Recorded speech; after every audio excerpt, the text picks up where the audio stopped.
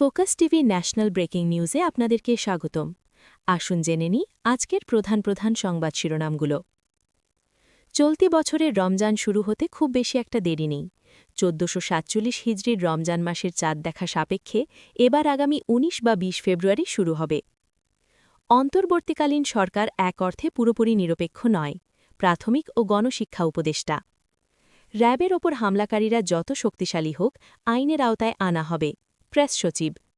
সরকারি চাকরিজীবীদের নতুন বেতন প্রতিবেদন জমার সময় জানালেন অর্থ উপদেষ্টা।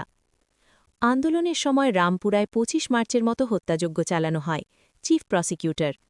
নতুন ৪ থানার অনুমোদন, মহিলা ও শিশু মন্ত্রণালয় নাম পরিবর্তন। ওসমান হাদি হত্যার তদন্ত প্রতিবেদন দাখিলের সময় বাড়ল আরও ৫ দিন। হাসিনার পিয়ন জাহাঙ্গীরের পরিবারের সম্পদ জব্দের আদেশ।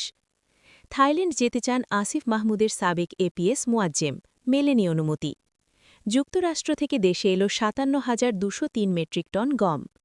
যুক্তরাষ্ট্রে অধ্যয়নরত শিক্ষার্থীদের ভিসা বন্ড দিতে হবে না। মানবতাবিরোধী অপরাধ, চানখারপুলে ৬ হত্যা মামলার রায় ২৬ জানুয়ারি। সরকারি কর্মচারীদের বৈশাখী ভাতায় বড় সুখবর।